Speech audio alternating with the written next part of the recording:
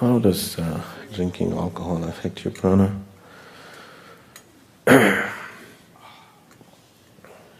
See, if you're drinking alcohol, you know, if you drink it, initially it makes you feel good. The goodness of alcohol is coming because it loosens you up a little bit. You are so uptight that you can't even sing in the bathroom. Suddenly you have a few drinks, you can sing on the street and dance. Isn't it? It loosens you up a little bit. So if you're so uptight, alcohol loosens you a little bit, and that's great freedom. That's a lot of freedom in a person, that he feels little more flexible within himself. He feels like he's free. That is the attraction of alcohol. But this freedom lasts for some time, and then you know you have the hangover. So what the alcohol is doing to you is, it is dulling certain aspects of you which are constantly troublemakers for you, creating tension, agitation, nonsense, suspicion, this, that. When you get drunk, do you see people become overly loving and friendly and yes, generous? Do you see this? So it puts down your ugliness for some time. But if you put little more alcohol, you will become terribly ugly. Have you seen that also? So, if you're interested in keeping yourself vibrantly alive, any intoxicant is not supportive. There's a beautiful story in Arabia. There was a devout religious Arab. One day, the devil appeared in front of him and told him, say, it's time to die. He's still in the prime of his life. It's time to die for you. But if you want to earn back your life, I'll give you the option. Any one of these three acts if you commit, I'll give you a new lease of life. One is, you must kill your devout servant. He has a very devout, faithful servant. You must kill him. Or you must beat up your wife. Or you must drink wine. The devout Arab is not supposed to do any of these three things. Then he said, how can I kill my devout servant? He is so faithful to me. I cannot kill him. Such a thing is not possible. And how ridiculous! How can I abuse my wife? I cannot beat her. Okay, let me drink the wine. So he drank the wine. Once he drank the wine, he got inebriated, and anyway he beat up his wife. And the servant came to protect the wife and he killed him.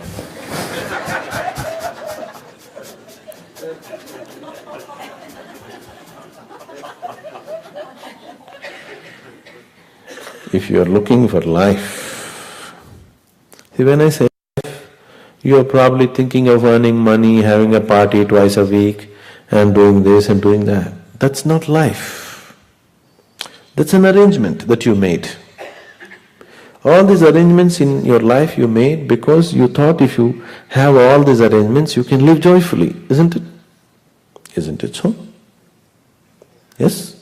Why all these arrangements? Why all this husband, wife, children, friends, family, club, golf, this, that, everything? Because you believe that if I have all this, I can live well. Living well means I can experience my life well. Now, to experience your life well, you try to make all these arrangements. Most of the time you're getting so entangled in these arrangements, except for these arrangements, nothing else is happening. Isn't it? Yes? Now you think your wife or your husband is the source of all misery in the world.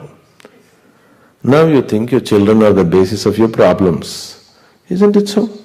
Or your job is taking your life. Please see, what is taking your life is not your enemies. If your enemies or some devil is coming and taking your life, that's okay. What is taking your life is things that you always wanted. Your career, your business, your wife, your children, your husband. These are the people who are taking your life, isn't it? Isn't it so? No, this is not fair. If some devil is coming and taking your life, some enemy is taking your life, it's okay. Things that you so much wanted in your life, things that you worked so hard to create, they're taking your life away, please see. Fundamentally you're looking for well-being. Should you not address it directly?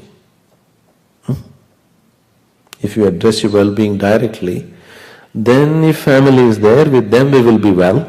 If they are not there, without them we will be well. That's how it should be, isn't it? If there is somebody around us, with them we will be well, we'll share our well-being with them.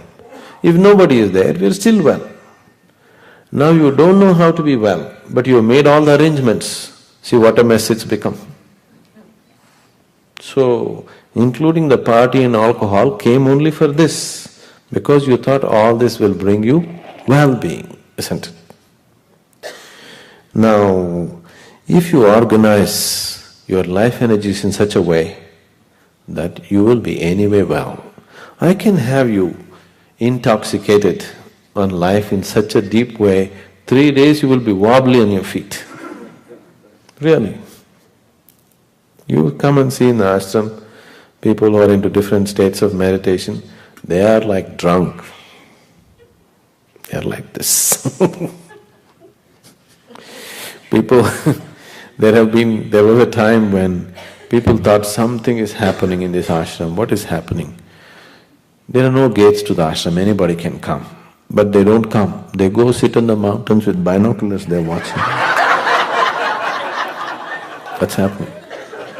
And people are in different states of ecstasy, they're going crazy by themselves. So they're all taking some kind of drug. Some secret drug, huh? Not at all. Such a thing will never happen. Such a thing will never happen. I am always totally drunk. If you look into my eyes, you will see I am all the time absolutely drunk. But am I balanced enough to handle the reality? So you can be like this, all the time pissed drunk. But totally balanced. If you want to let go, you can let go. If you don't want…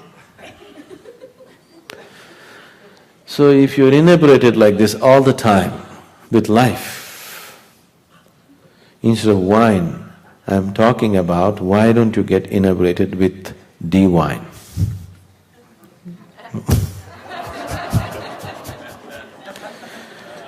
Once you touch it, you know in yoga we are talking about 5 layers of the body.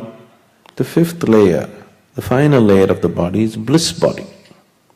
If you just touch it, if you align these 3 bodies properly, the 4th one is not in your hands. If these 3, physical body, mental body and energy body, if you align them properly, then the bliss body will find expression. Right now these 3 are disaligned, so it does not find expression. If you align them properly, once the bliss body finds expression, you will see you are just blissful by your own nature. If those of you who come to the Bhava Spandana, you will see people get so madly drunk.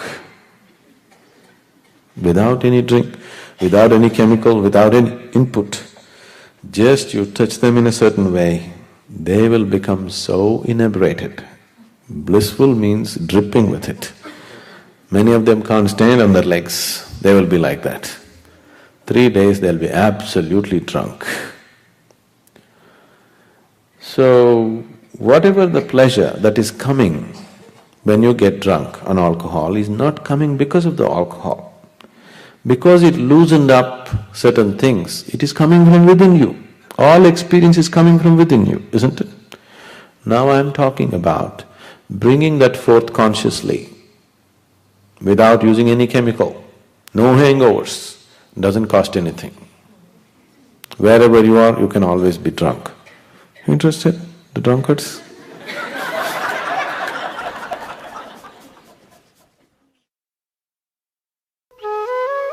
For more on Sadhguru, visit www.ishafoundation.org.